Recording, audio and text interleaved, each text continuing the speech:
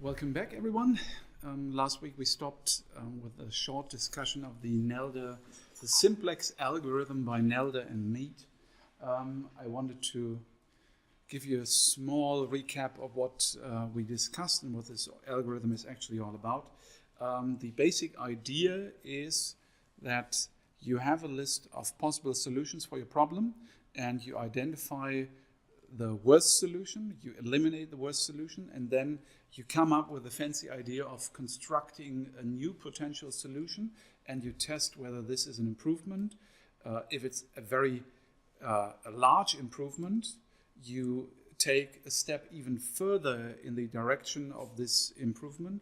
If it's not an improvement, if actually the new solution is worse, then you take a step back and you move in the opposite direction of where you've just gone. And this is shown here on the next slide. You remember in the two-dimensional plane what I showed you here. Remember that you're trying in this setting, you're trying to optimize a function of two variables, x1 and x2, and this is x1 and this is x2. This plane, this graph, does not give you any hint whether this point or this point is optimal. For this to work, obviously, you would need a three-dimensional plot in x1, x2, and y. Then, if you were to plot a function mountain, Funktionsgebirge, then you would see where the optimal point is, if there is one. But here, we only look at the potential solutions with parameters, with coordinates x1 and x2. So this point here, or this point here, these could be, any one of these could be the optimal point. The idea is now that, like I've shown you here, that you take, let's do this again, that you take the potential solutions, and there will be more than two or three, obviously, but let me just erase all this. You take a point here, and maybe here, and here, and here, and here. If you link all these points as part of a simplex, then this would look like this. Okay. Now assume that this point here gives you the worst value for y. So if we are minimizing the function, this could be the point where the function takes its highest value.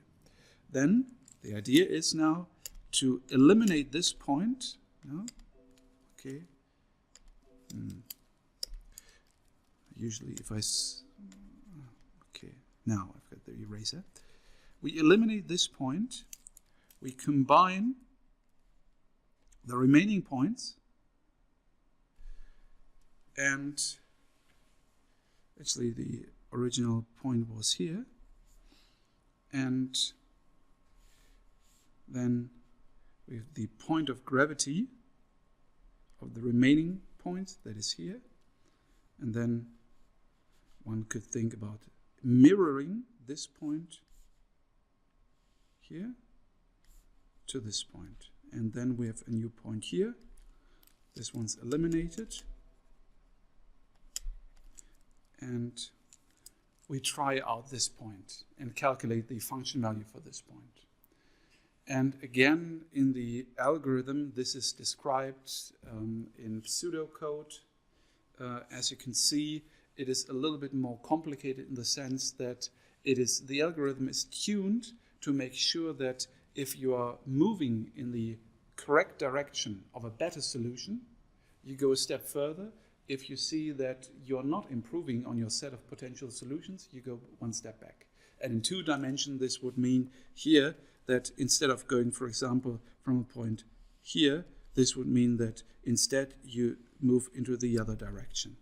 And you do this in each and every iteration until the algorithm converges, or you reach a maximum number of iterations. So this is very simple, or it's not a simple algorithm, but it's the idea is quite simple. By the way, this general idea of having a set of potential solutions, eliminating some, improving on the list of solutions, and inserting some new solutions, is also the framework for for heuristic algorithms, like, for example, genetic algorithms and some other types of heuristic algorithms. Genetic algorithms are what? Genetic algorithms take up the idea of genetics and biology, that you have a population. You try to produce new elements to your population, and it's like in genetics, new combinations of two members of the population. If they are an improvement, they will survive. If they are no improvement, they will die out of the population. And genetic algorithms have the same idea, and they mimic this mathematically, that you have a population of solutions, and you combine solutions, produce new solutions, and eliminate others that are not as optimal as some other points. Those are genetic algorithms. Same with in heuristic optimization, you have many ideas coming from other fields. Like there's one algorithm called harmony search. Harmony search is an optimizer that takes up ideas from orchestras that try to find the perfect harmony of instruments. Then you have simulated annealing. Simulated annealing is the process when producing steel of slowly decreasing the temperature in a glowing piece of steel as to prevent cracks. If you were, for example, to take a piece of steel that is melting hot, and if you were to throw it into cold water, the sudden decrease in temperature would produce cracks in the steel. And annealing in engineering, you use the process of annealing, of slowly decreasing the temperature. And simulated annealing is a famous optimizer, an optimization algorithm that simulates this process of slowly decreasing the temperature. And then, of course, you have ant colony algorithms that take up their idea from ant colonies. Okay. Now let's turn to optimization in MATLAB. How is it done in MATLAB? We consider a very simple problem of minimizing a function in two variables, x1 and x2, x1 minus 2 to the fourth power plus x1 minus 2x2 squared. Very simple. Obviously, we can see that because we have two expressions here squared into the fourth power, that obviously the function is non-negative. And if it's non-negative, the best function value for minimization is 0. And we can immediately see that for x1, 2, and for x2 being 1, this becomes 0, and this is the optimal point. This is the minimal point. Clear, everyone? Function needs to be non-negative.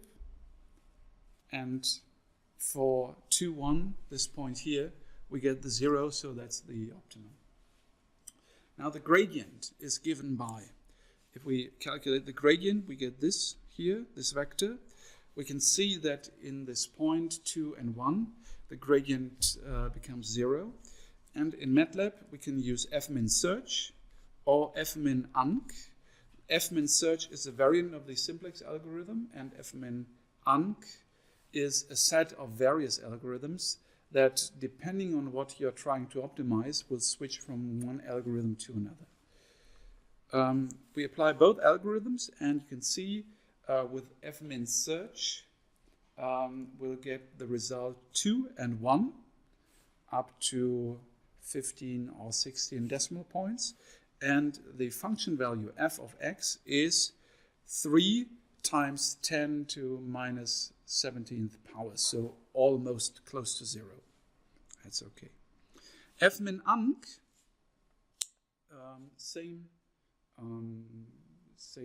problem, different algorithm.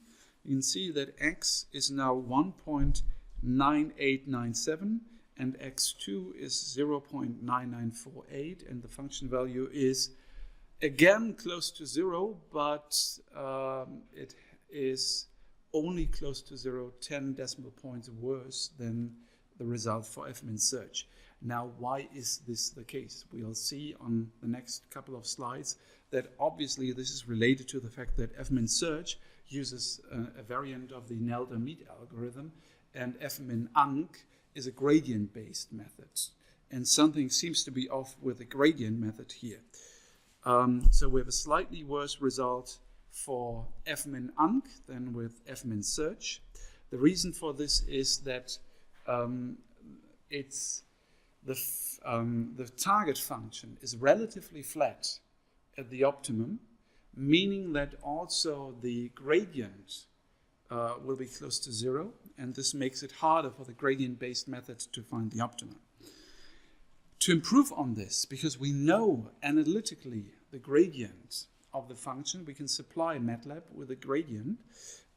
If you look up the documentation of f-min anc, you will see that MATLAB tells you by default f-min anc chooses the large-scale algorithm if you supplies, that's a typo in the original documentation, the gradient in fun, and the grad object option is set to on using optim set. This algorithm is a subspace trust region method and is based on the interior reflective Newton method. We've only seen the basic Newton method, but it's an extension of the Newton method. F-min anc with a large scale option set to off with optim set uses the BFGS quasi-Newton method. You will probably never see this in a lecture. Most of the optimization algorithms in MATLAB are also, I think, Starter. They use some variant of the BFGS algorithm. A couple of years ago, I still remembered what BFGS stands for. I only know, I think, Goldfarb and Chennault.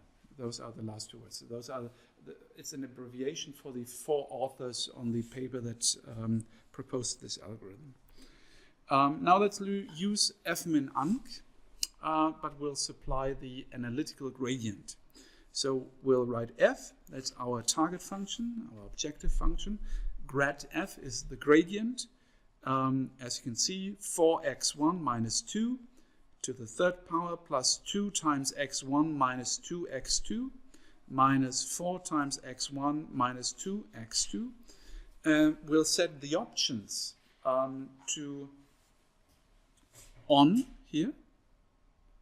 And now we need to call f-min anc using not just f, but also grad f. And we'll start again with the solution in 0, 0. Now, as you can see, now if you supply the analytical gradient, the initial solution is improved by almost 7 decimal points. Why? Because what is different now, if we do not supply the analytical gradient, MATLAB will use an approximation to the gradient. This is something very interesting. When I started with my PhD, and I was still studying mathematics, at some point I wondered why you will find a lot of numerical analytical tools to approximate an integral. An integral, this is actually quite interesting. There is a huge literature on quadrature. In German, Quadratur. The word quadratur, in German Quadratur, is numerical integration, finding an approximation, a numerical approximation to an integral. Now with integrals, this is quite difficult. Sometimes you have a function like this, and you need to find this space below the function here, and you might know this from school, there are some simple examples and some simple ideas how to approximate this, space, but it gets more difficult with f becoming more nonlinear and becoming more complicated. With numerical differentiation, the numerical approximation of a derivative, you will not find too many methods. Why? Well, remember what a derivative is. In any case, if your function looks like this, and you need the derivative at this point, well, what is a derivative? Well, the most basic approximation is simply take the tangent line. And that's not a too demanding task for a computer. So what will MATLAB do? MATLAB will take the function and it will take, in the simplest way, it will take 2 points here and here. It will construct a triangle and use a triangular approximation to the function at this point to approximate for the derivative. And this is what MATLAB does in fmin-unc by default. It will approximate the derivative because we are not supplied with the analytical gradient here. If we do this, you can see that in this case, the numerical approximation MATLAB does automatically is actually not a pretty good one. And if we supply MATLAB with the analytical gradient, we can improve on the accuracy of this solution.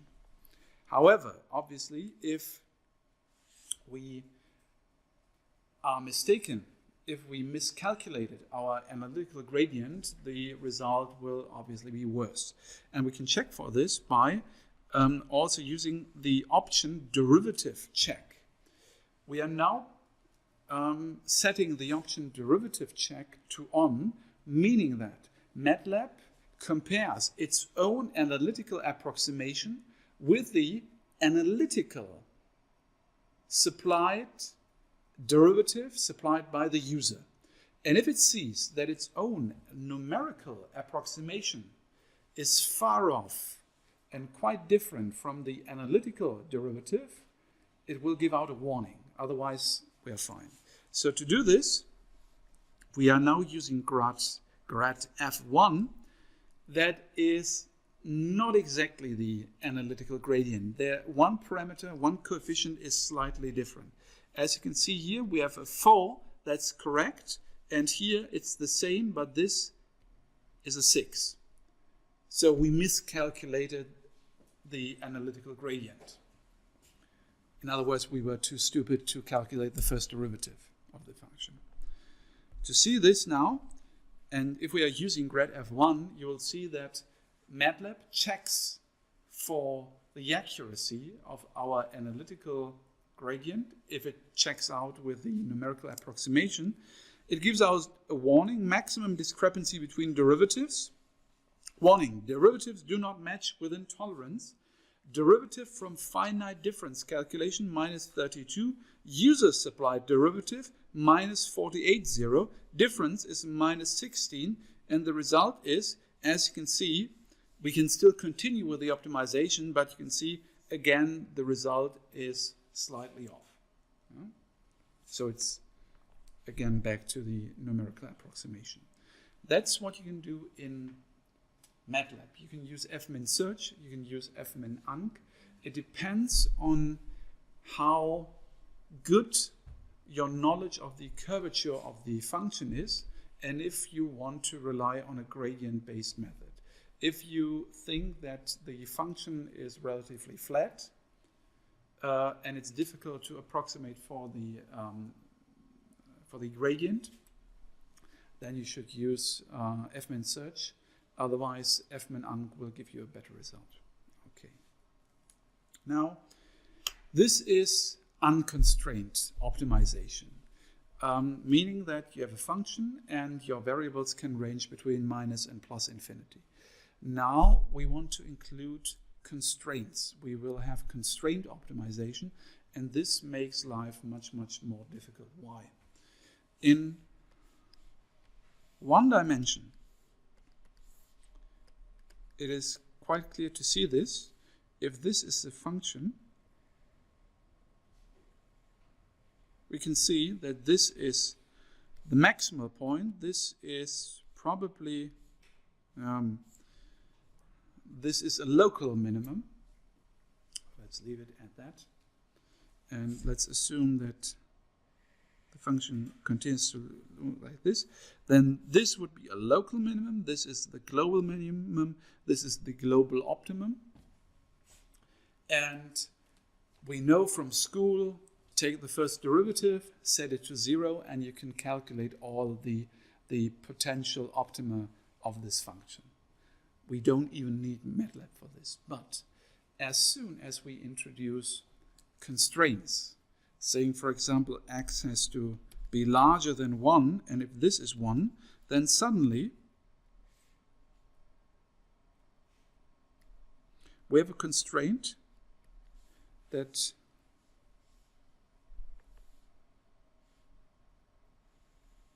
will cause the optimization to only look at this area. And now suddenly this point is out of the picture. And we still have one global minimum, we have one global optimum, but what could also happen? If we were now to say that, say, we have a second constraint,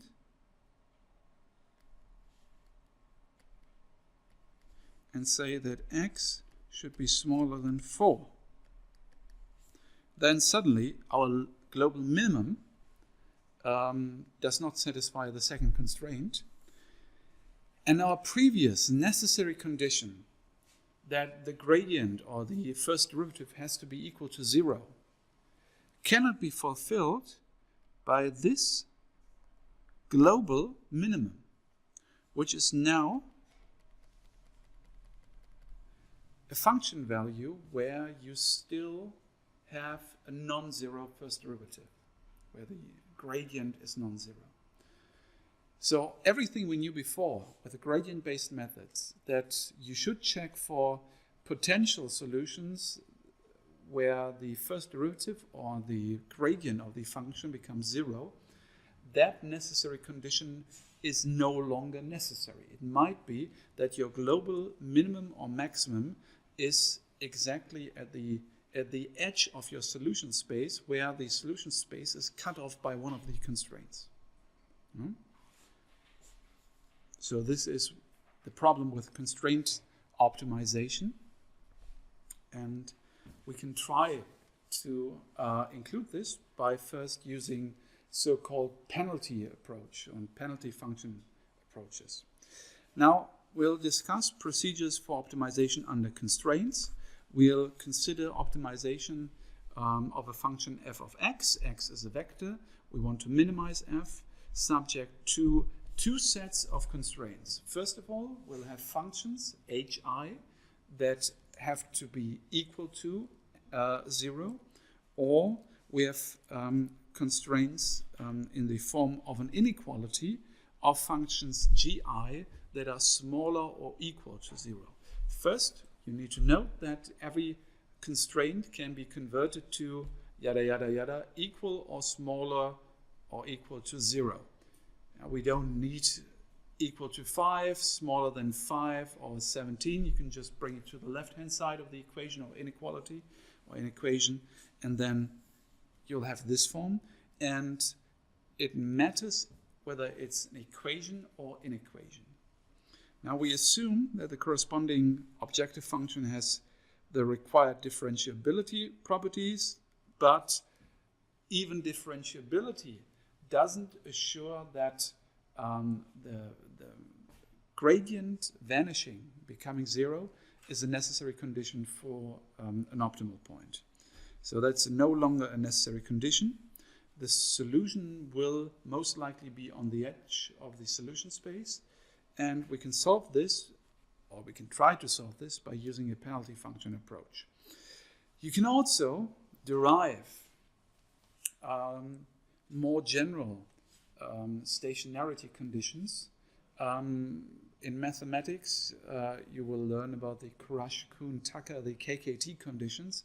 That's a generalization of more or less the Lagrange approach.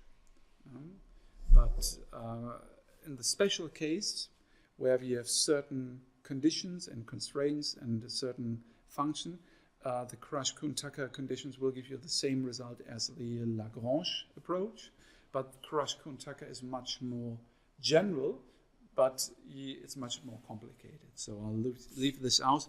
Last year, and if you look at the German slides, last year I still had this in this lecture, but I think this is too complicated in retrospect for economics students.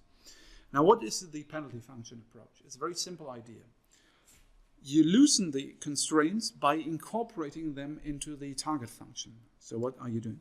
You take the minimization problem, minimize f, unter den Nebenbedingungen such that hi of x is equal to 0, and you transform this into a different function, phi of x and sigma, and you create this new objective function by writing f of x plus sigma, the sum of the squared constraint functions hi of x.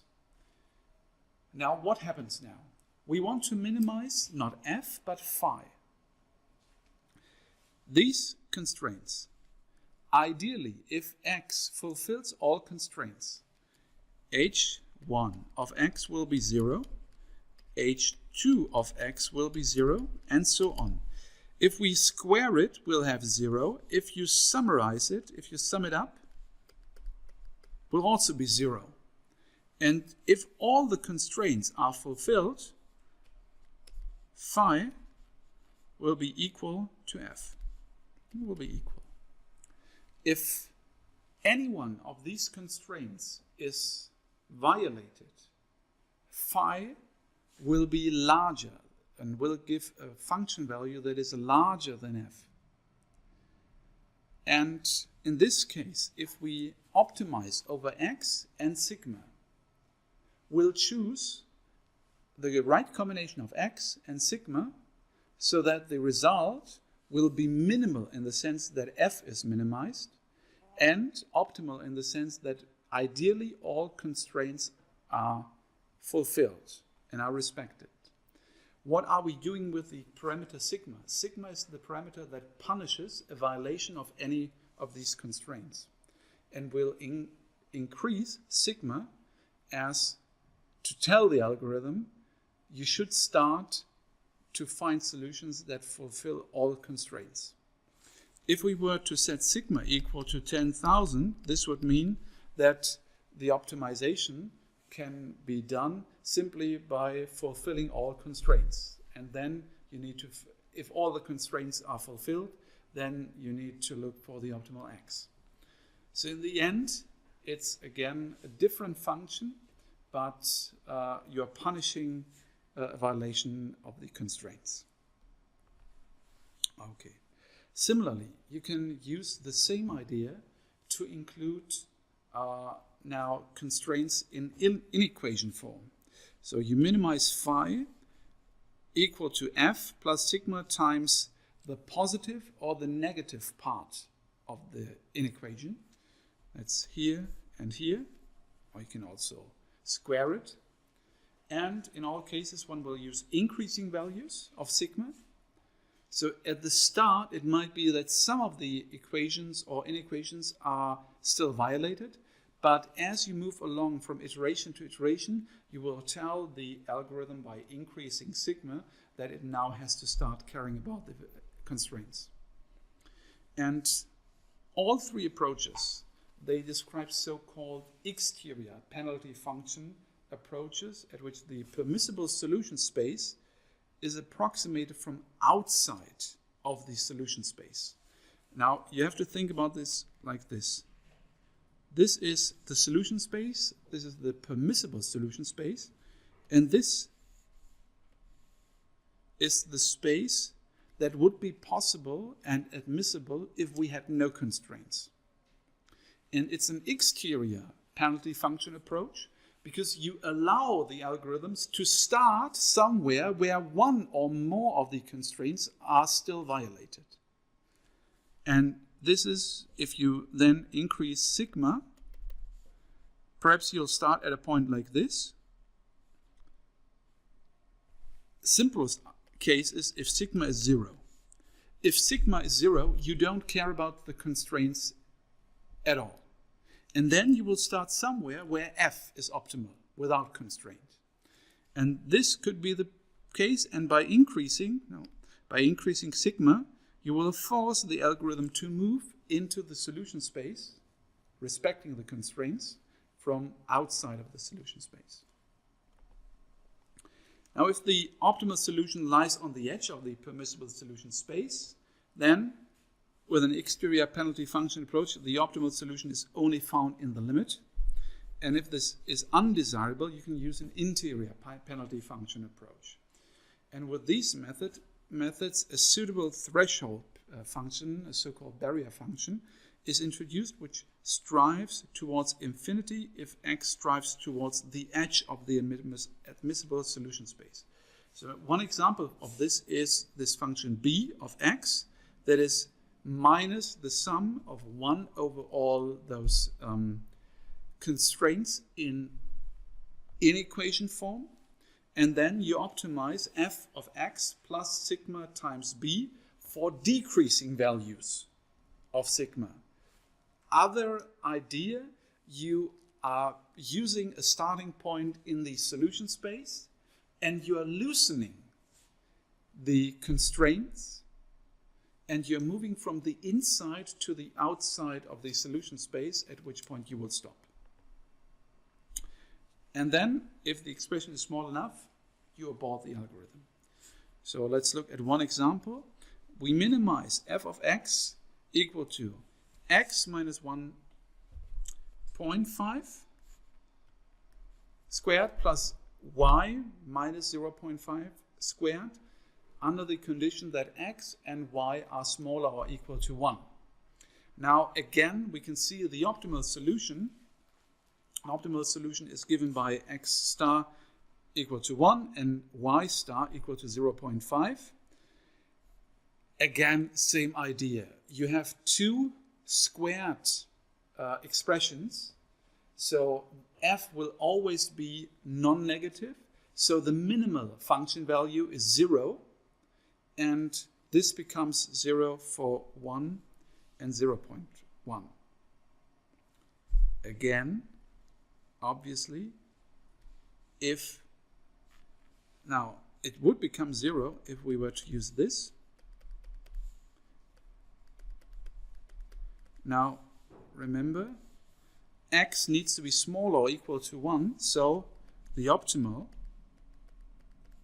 x value in this constraint optimization is 1 and not 1.5. An interior penalty function could, for example, be, now, this is the function. Oh, no, that's not f. Let's call it, what do we call it? Phi. X minus 1.5 squared plus y minus 0.5 squared plus sigma over 1 minus x plus sigma over 1 minus y. And we'll visualize this in MATLAB. F is the function, y, x and y is now a mesh grid. I showed you how you can generate vectors in MATLAB. Now here I'm creating a discrete grid of 2 dimensions, x and y, by starting at 0.01 and going up until 0.99. And I'm plotting different subplots now for, and as you can see, this is a function in sigma, x and y, for 0.1, 0.01, 0.001, and 0.0001, those are the sigma values, and sigma is decreasing. And this is the result. Remember, where is the optimal point? The optimal point is 1 and 0.5. So in this case, will be here.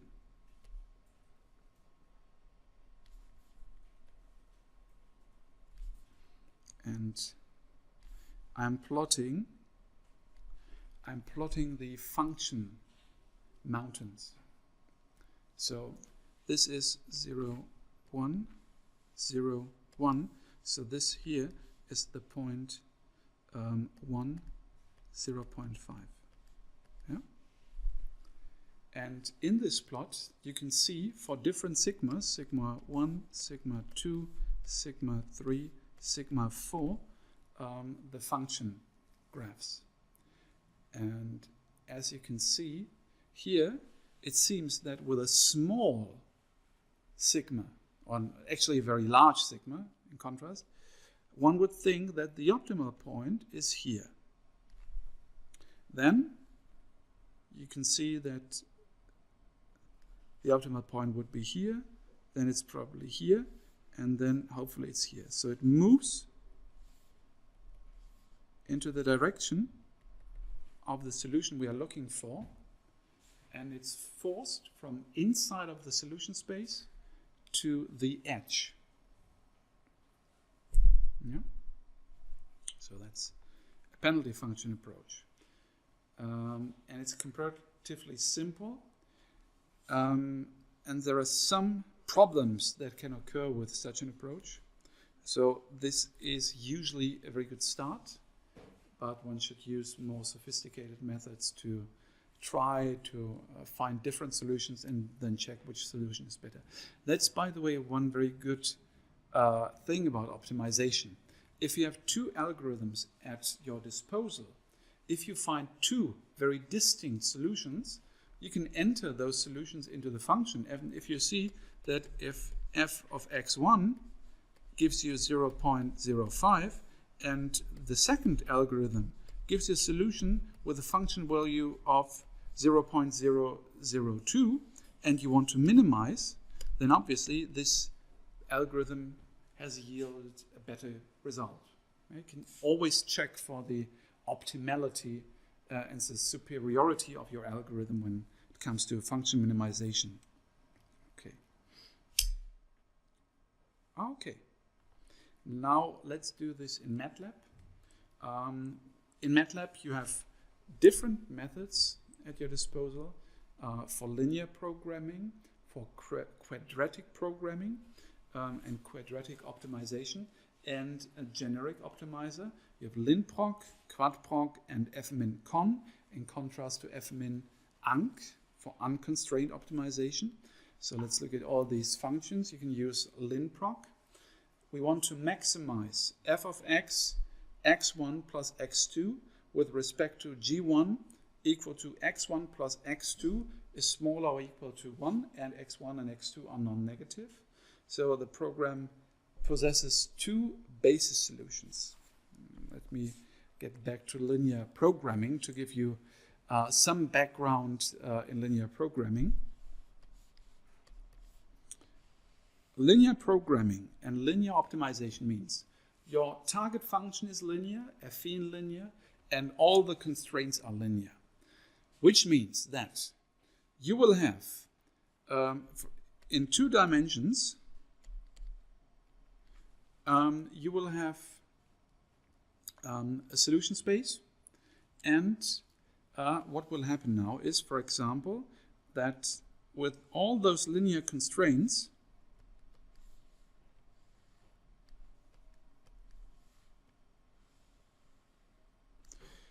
you will, in the end, get a simplex as a solution space. Let me just include one other. Assume this is linear. Then, what is the solution space? This area here. And it's simple to see that the solution space is a simplex. If you remember, what is a simplex?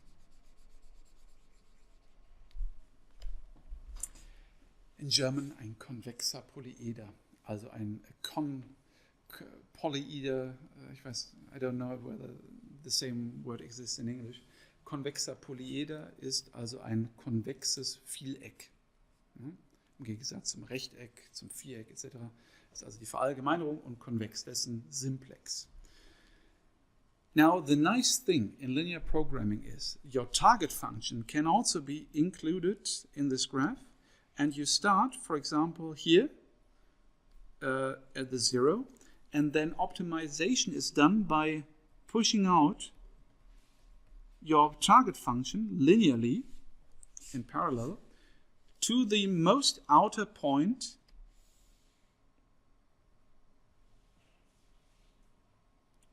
of your solution space, and this is probably this point here. Let's assume this is all parallel. Then here, at this corner of the simplex, you have your optimal point. It's somehow the same idea with, you remember, indifference curves in microeconomics. You also have your constraints, and then you have your indifference curve, and by pushing out your indifference curve, you are getting to higher utility levels. Same here. You take the first one, and then you have to shift it in parallel away from the 0, and then this is the optimal point.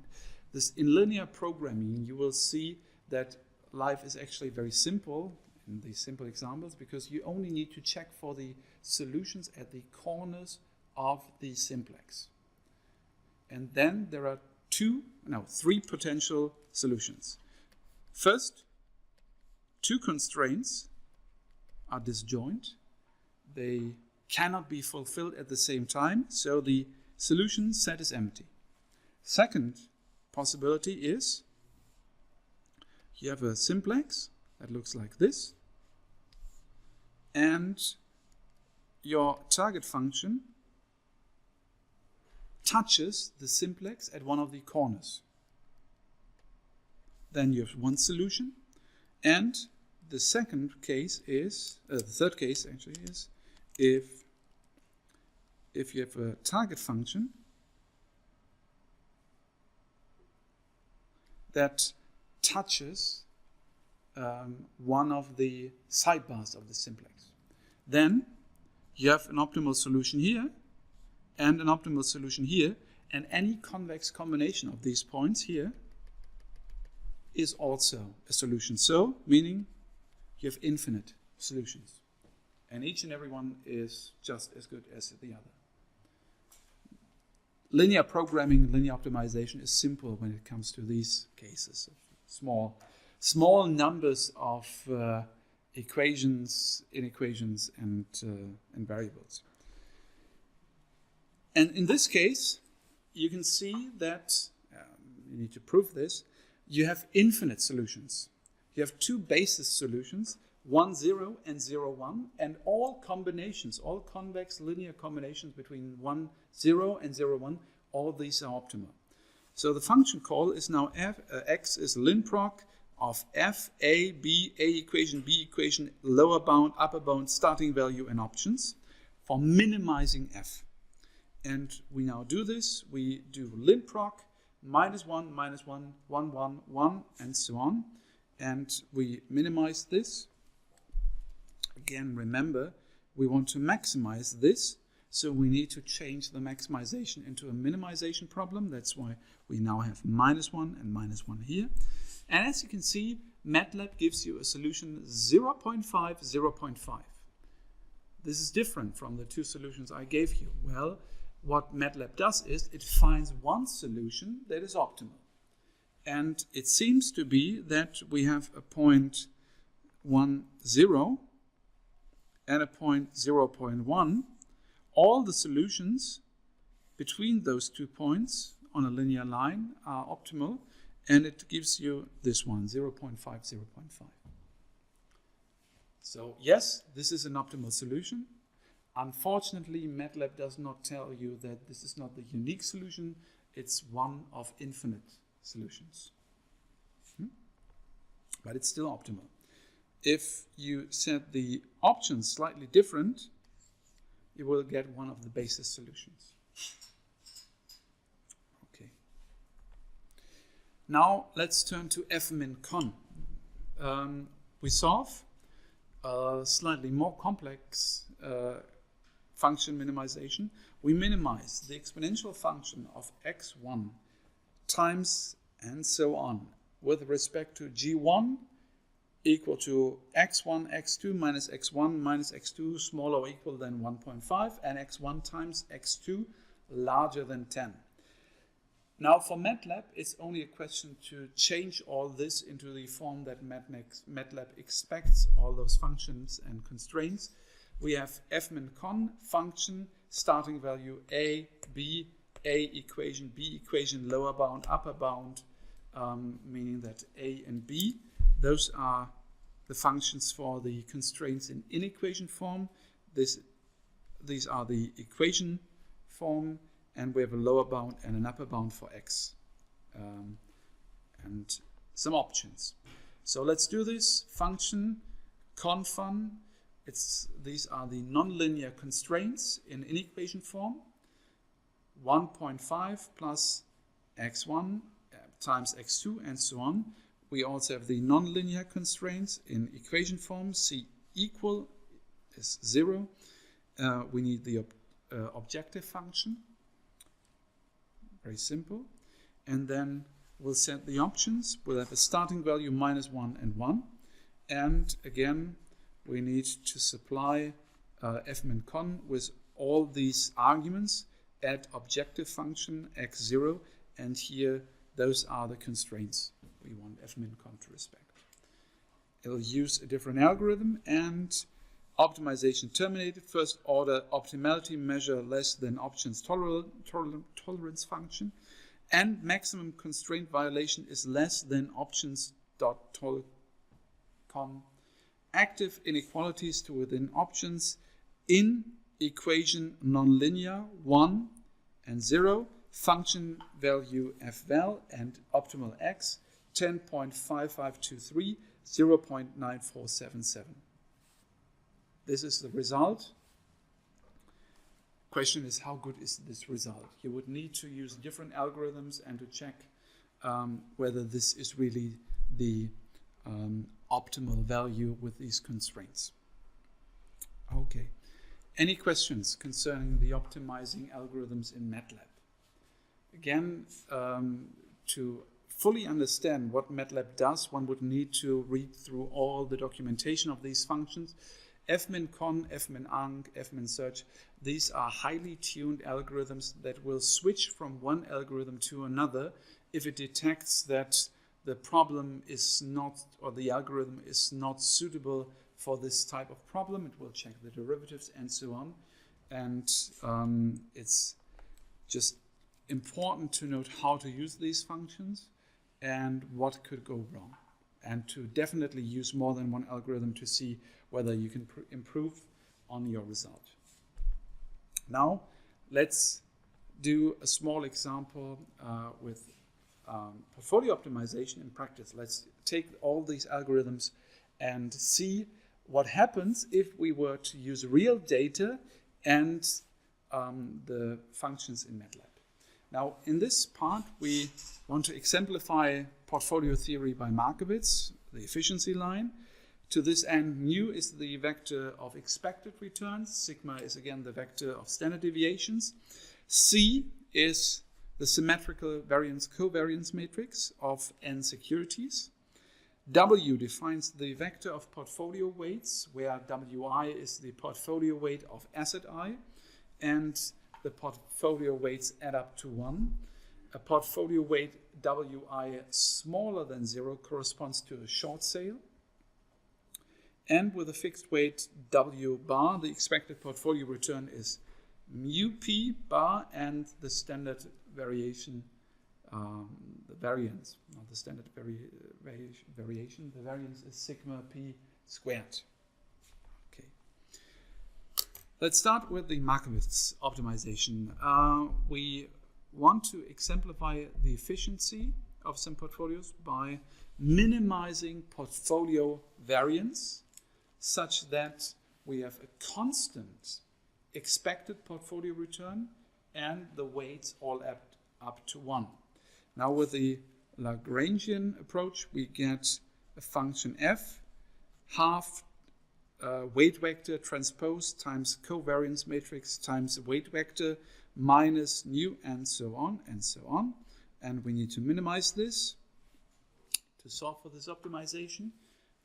You know that you need to take the first derivative with respect to all those variables, x, or in this case w, the weights, and the Lagrange parameter. Set all those to 0, solve for w, and this is some simple algebra now. You get the formulas for the portfolio return, and you get this. You can substitute this expression with a, b, b again, and d. Now, then this is a solution of a system of linear equations with a, b, and d times nu and lambda equal to the portfolio expected return and 1. Now, this means we get this. You can calculate this at home. And in the special case of a equal to b equal to 0, we get a minimum portfolio variance without any constraint on the portfolio return. So in essence, we get the minimum variance portfolio. So if we then insert this, equation 2 simplifies to 1 equal to weighting vector times 1 is equal to, and so on, meaning lambda is 1 over d. If we insert this, we get the weight vector for the minimum variance portfolio. We've seen this a couple of weeks ago in the two asset and the two stock case. Now this is the general formula. Now, this is simply the optimization. It's quite simple. If you only have two stocks, then you have one, and you get the additional constraint that you put A into stock 1 and 1 minus A into stock B, or stock 2. And then you have a one-dimensional function, you minimize it, and you get the optimal x, the optimal share of stock 1 in the minimum variance portfolio. This is the same result just in the n-security case. So the weight vector is 1 over d times the inverse of the covariance matrix times the transpose 1 vector. Okay. If we insert this into the formula of the portfolio variance, portfolio return, you get the expected return and variance of the minimum variance portfolio. Inserting this into the general equation leads to the equation of all risk-efficient portfolios. So expected return of any efficient portfolio has to equal the return on the minimum variance portfolio plus minus the square root of this expression here. Now let's take all of this to the data. We look at share prices of 7 companies from the German DAX between September 2001 and March 2016. We take Adidas, Deutsche Bank, Deutsche Post, RWE, Siemens, ThyssenKrupp und VW, more or less as it's the DAX blue chip companies. Source of the data is Yahoo Finance. I have to stress this. In the empirical banking class in our bachelor's degree, I teach each and every one of you, never ever use Yahoo Finance in your bachelor or master's degree thesis. Why? I compare this in my script with tennis. Of course, you can use a low-budget 10-euro racket in tennis, but you would never start at Wimbledon with such a low-price tennis racket. Professionals use professional tools, and Yahoo Finance is something that is nice for a quick look at a plot, but if you were to use this data in a professional context and a master's degree and a master's thesis in empirical analysis and research is a professional context, you would use DataStream, Bloomberg, Compustat, or some other professional tool that is not publicly available, but that it's proprietary. These are the closing prices from the Frankfurt Stock Exchange, adjusted for dividends and splits. But for our purpose, because I want you to test this at home, I wanted to use publicly available data, and for this purpose it's okay. These are the stock prices. And as you can see, well, what can you see? You see September 11, the crisis after the attacks on the World Trade Center. You see the boom cycle until the financial crisis. You see the financial crisis, and you see the increase and in stock prices and the boom again after the financial crisis and after central banks started quantitative easing. What is this here? That's the diesel scandal of Volkswagen. You can see that the stock price of Volkswagen decreased dramatically as a result of the diesel scandal. Okay. So these are the stock prices. And now let's turn to MATLAB. M is the number of days, N is the number of stocks. It's always a good start after having uploaded the data to MATLAB or any computer system, to R or Stata or Mathematica. It's always good to extract the dimensions of your data array. N is size of price. After having inserted the data as an array price in MATLAB, you get the number of days and the number of rows and the number of columns. Then we'll start with a zero matrix return for the daily log returns. We calculate the log returns. You can do this in MATLAB or you can use Excel for this. I usually download the data to Excel, compute the log returns in Excel, and then upload and import the log returns in MATLAB and R. So for I equal to 1 up until m minus 1, return I is the log of price I plus 1 minus the log of price I. Again, remember the log return is the difference of two adjacent prices. Then we want the return, so we calculate return equal to return times 100. You might know this from any programming class you have taken. If ever you see something like this,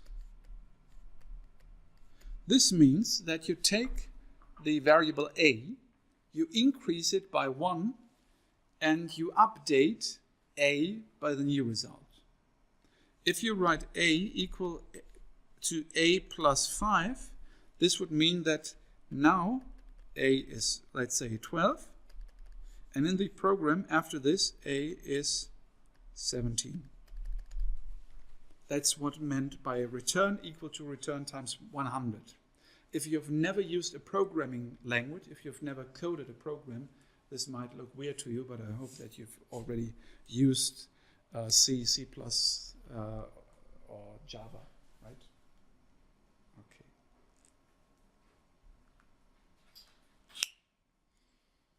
Now the returns, they are cleaned with respect to extreme outliers. We assume that any observation, any return that is smaller than minus 20% or larger than 20% is considered an outlier. You can do this. It sometimes makes sense to exclude outliers. Sometimes it doesn't if you are trying to model outliers and extreme returns. Now, for simplicity, I excluded outliers. Meaning that you can do two things with outliers. You can simply leave them out. You can set them to 0. That wouldn't make sense to me. Or you can do something that is called Winsorization. What is Winsorization? If, for example, you have observations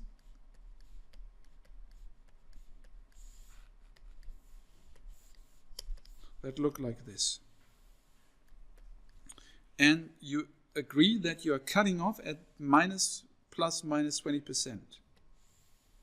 Then maybe this would be plus 20%, this would be minus 20%, then obviously this here is an outlier. And you move this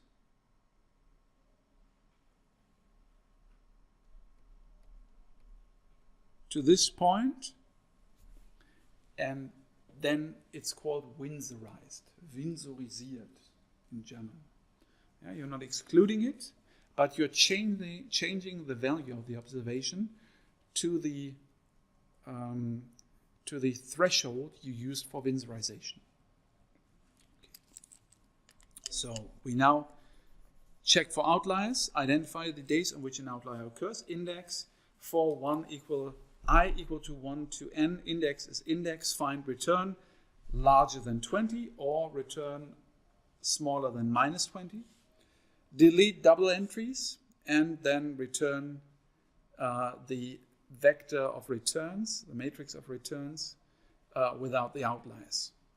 Okay. In this case, 4 days out of the 3,722, these are outliers. Mm-hmm.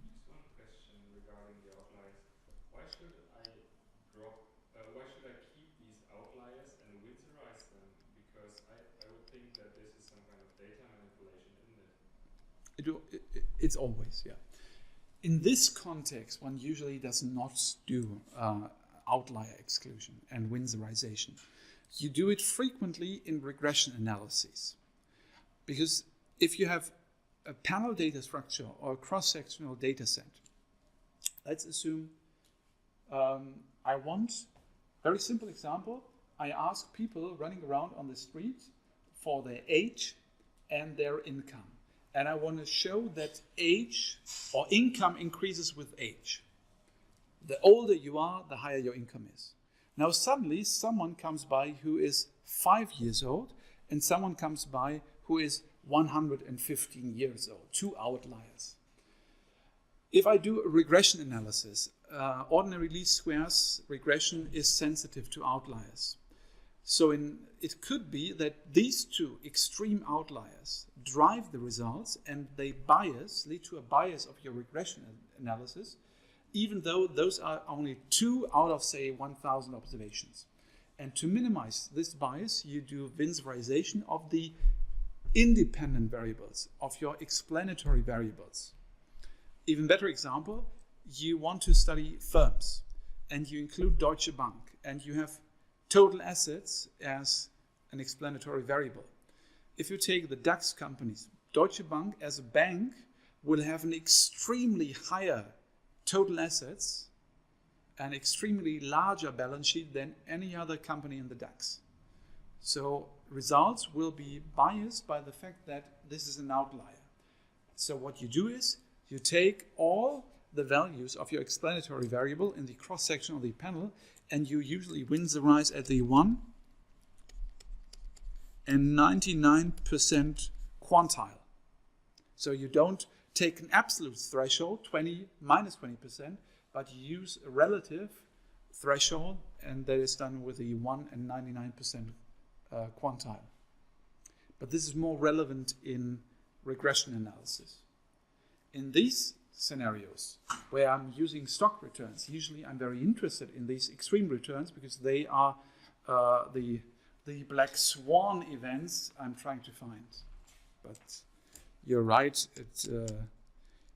if I'm only interested in stock returns, one should probably not exclude outliers or winsorize them. Okay. Now we calculate the required parameters and the market factors. Mu, covariance matrix, as well as the inverse of the covariance matrix. Mu is simply mean of return. C is COV of return, that will give you the covariance matrix. And the function INV, inverse of C, gives you the inverse of the matrix C. So this is very simple in MATLAB. And this gives you mu, sigma squared, the covariances, and the inverse of the covariance matrix. We can also calculate those parameters A, B, and D from before. A, B, and D. Very simple. Those are these Markowitz parameters. Then we can calculate the weights of the minimum variance portfolio. So W varmin is 1 over D times C1, the inverse of C, times a vector of 1s. And you can see here the weights of the minimum variance portfolio. And the corresponding return and standard deviation are sigma min and mu min, 1 over square root of D or B over D, sigmap, and we now calculate the efficient frontier, sigmap, sigma min from 0.001 to 4, and these are just mu p1 and mu p4, and you can see this. I've already highlighted the efficient and inefficient portfolios in green and blue here. And you might remember that so far we've only seen theoretical examples, stylized plots of what the efficient frontier looks like. This here is mu sigma plot based on real data. Now using these, I think, 8 assets, you can see that this here, this is the efficient frontier of portfolios out of any of these 8 assets that is created by these financial markets. These are again inefficient, but it really does look like an eggshell. Okay. So this is the efficient frontier. Now, an interesting idea now is we go back to naive diversification. We now think I'm smarter than everyone else. I don't use Markowitz optimization. I simply use a random portfolio with random weights. As long as I diversify randomly, I will be off quite well. So what I do is I take 2,000 random weight vectors, I calculate the resulting portfolios, and I plot them, and this needs a little bit of some experience with for loops in MATLAB to get the random numbers, but let's now plot this, and as you can see, most of the random portfolios are not just inefficient, they are not on the efficient line, they're actually also in the lower border, the lower half of this eggshell. Yeah? This is where most of these random portfolios are. So naive diversification in the sense that you simply choose a random weight vector will cause your portfolio to be highly inefficient. Now, let's go back to this. This gives you rent 1. The way to do this is what? If I have 5 parameters, 5 assets, I choose the first one, the first weight as a random number between 0 and 1. I check whether I've already chosen a number that brings the sum of all weights larger than 1. And if that is still the case, if the sum of all weights is still below 1, I generate a new random number for the next weight. And at some point I stop and I set all the remaining weights to 0. Yeah? So I start, for example, with 0.5, okay. Then I get 0.4, okay, I'm still in, the sum is still below 1. And then at some point I say, okay, now cut, I have a third parameter, so I need the weights to sum up to 1, and then I simply put it to 0.1.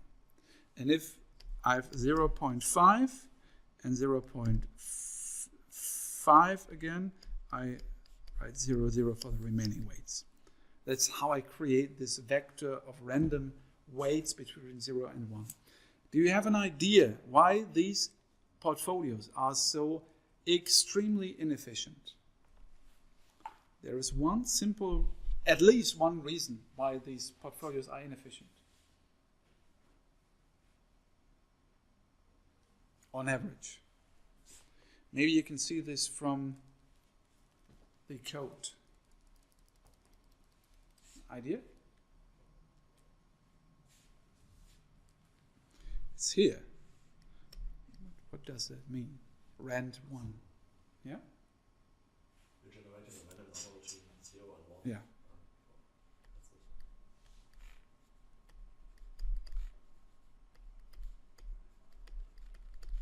All weights are chosen as a random number from the interval 1 to 0, meaning that short selling is prohibited. All weights are non-negative.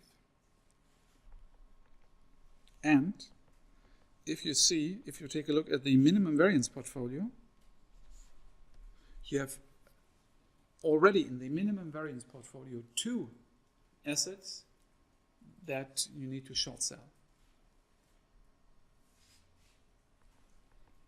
So let's continue.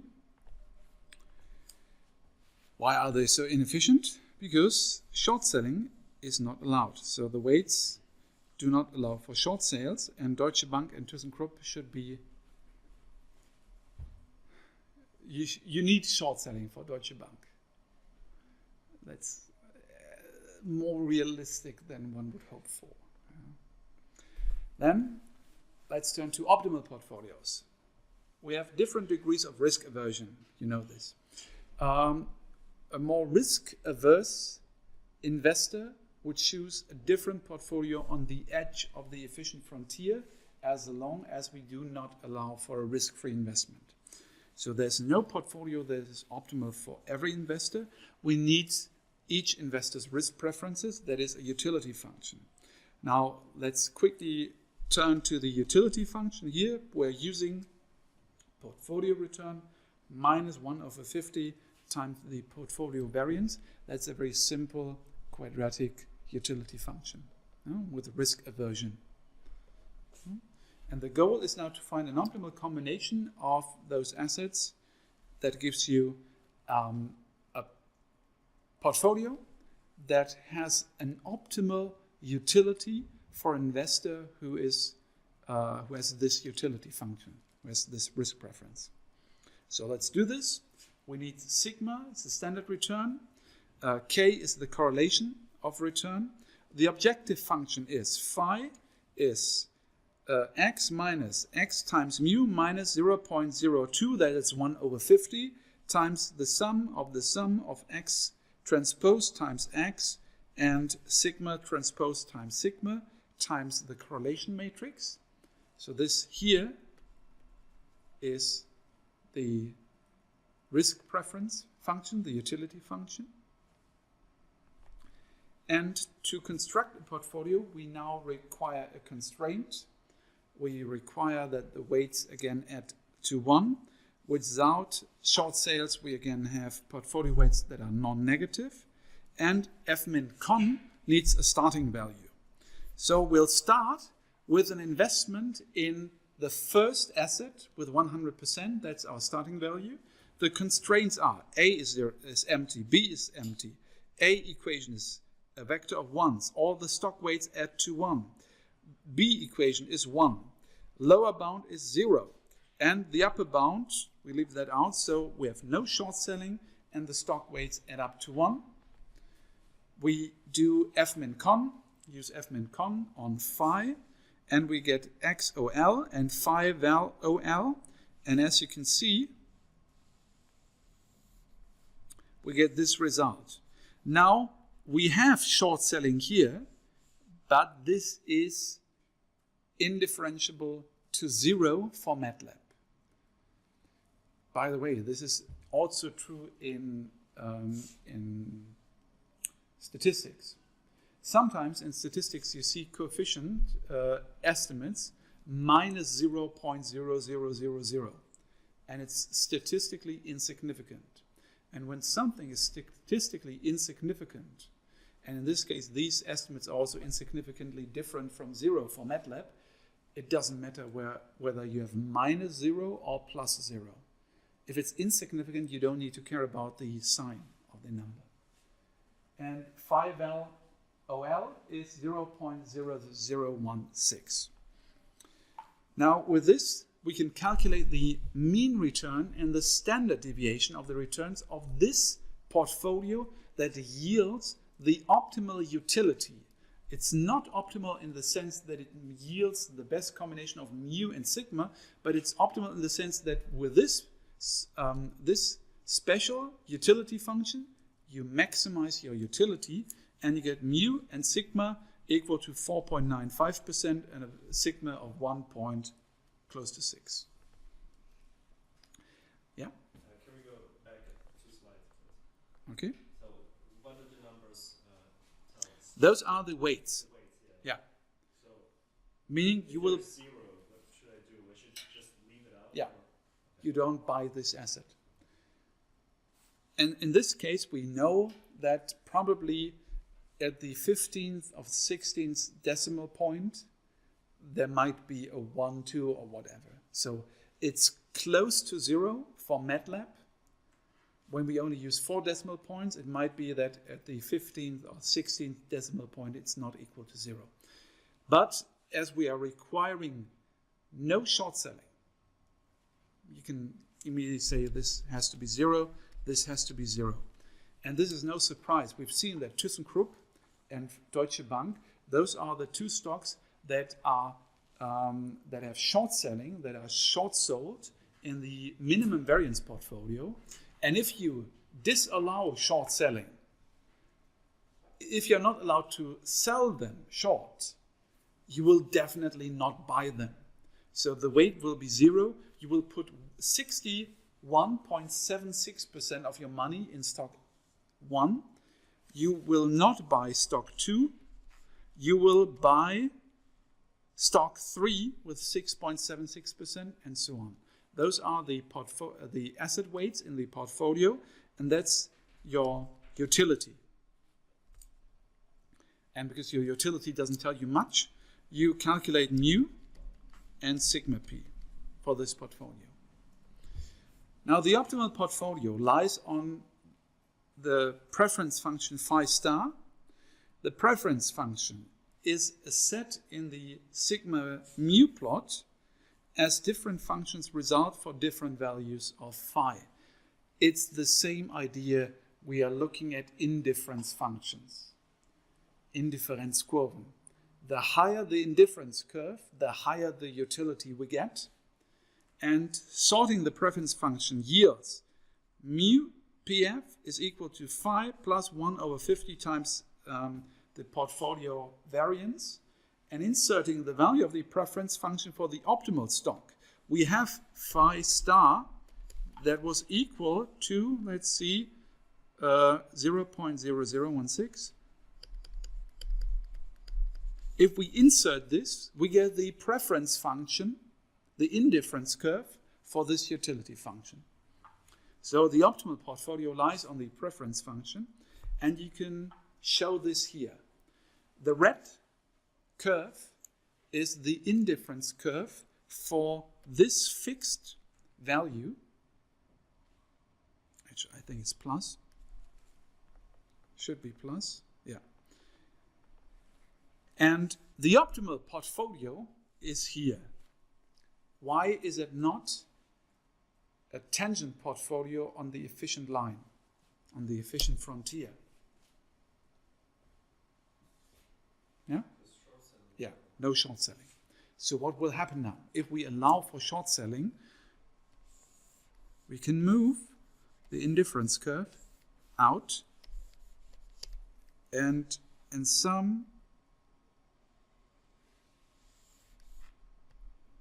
somewhere here you will get an optimal portfolio on the efficient frontier. So why does the optimal portfolio not lie on the efficient frontier? Again, short selling is banned.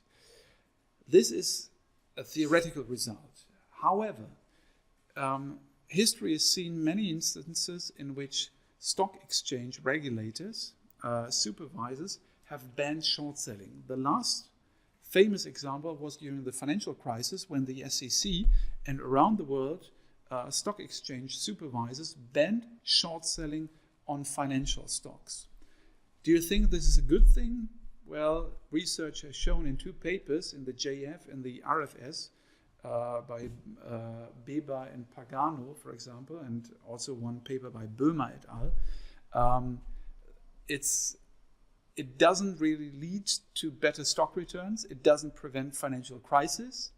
However, it wreaks havoc on market liquidity. If you ban short selling, the result will be that liquidity dries up dramatically. And thus, short selling bans have high collateral damage. They come with high collateral damage to market microstructure. Then, if you allow short selling, constraint of non-negativity is lifted. We do the same without this constraint of short selling, and you see we are now short selling stock 2, 4, and 6. We get a different phi, a different utility value, and if we now plot this, the result will be that let me see, let's stay here. Okay, was here, not here, but this is where we stay here. This is now the optimal portfolio on the efficient frontier. If we have no short selling constraint, we'll get a point on the efficient frontier for this particular investor. If we were to use a different utility function, what would happen? The utility function could look like this. Then you would see that suddenly, well plotted, suddenly this portfolio would be optimal for investor 2. And then you could include additional constraints. You could also include a risk-free investment, and you would see the result somewhere else. So if short sales are allowed, the optimal portfolio will lie on the efficient frontier. Thus, the optimal portfolio is the tangent point of the indifference curve and the efficient frontier. Technically speaking, you can see that for this investor, a ban on short selling is a market friction, and it's a problem for market efficiency. The investor is not allowed to reach his or her optimal portfolio because it cannot include additional stocks via short selling. So the result will be market frictions and inefficiencies, and this has also been analyzed empirically by at least 2 papers in the literature. Okay, do you have any questions? You should be able to download the data from the website, and I think I also uploaded, maybe not for this, but you can simply copy the code from the slides and then insert it into MATLAB, and you can run the optimization on your own, maybe play a little bit around with the constraints, include some additional constraints, and see what happens. Okay, so if you have no further questions, thank you very much for your attention, and see you next week. Thank you.